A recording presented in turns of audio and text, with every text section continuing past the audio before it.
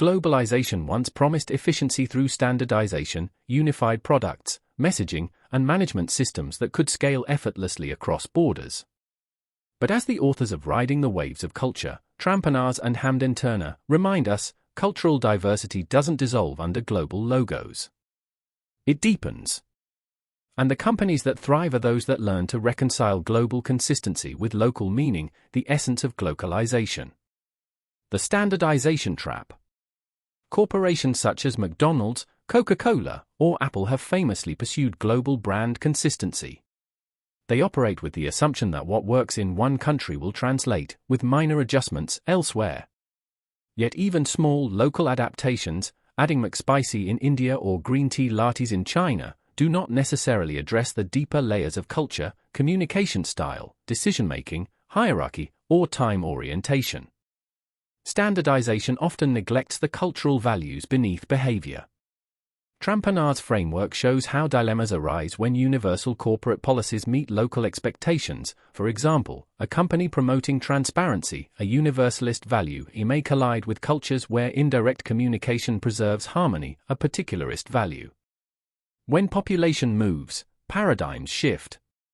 Today's mobility and hybrid work blur the old cultural boundaries that the first generation of cross-cultural theorists mapped out. Multinational teams are no longer collections of distinct national identities, they are microcosms of mixed cultural experiences, shaped by migration, education, and digital collaboration.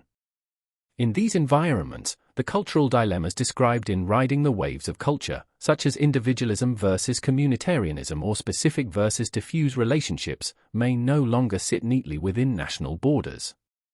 A German engineer raised in Singapore or a French manager leading a virtual team in Dubai carries multiple frames of reference. Do classic cultural theories still work? The frameworks of Trampanars, Hofstede, and Hall remain valuable as maps, not territories. They help leaders recognize that difference exists, and that values drive behavior. But theory risks becoming brittle if used prescriptively, if it boxes people into static categories. In mixed societies and multicultural teams, cultural understanding becomes less about applying theory and more about navigating ambiguity. The real skill is cultural agility, the ability to switch lenses, interpret intent, and reconcile competing norms rather than choosing one correct way. The new cultural competence.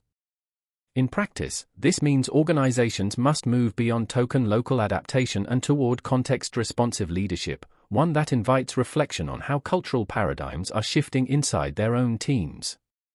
Training that blends intercultural theory with real-time observation, multilingual communication, and reflective dialogue remains essential. Global brands can be local citizens too, but only when they understand that culture isn't a variable to control. It's the living environment in which every message, product, and relationship must breathe.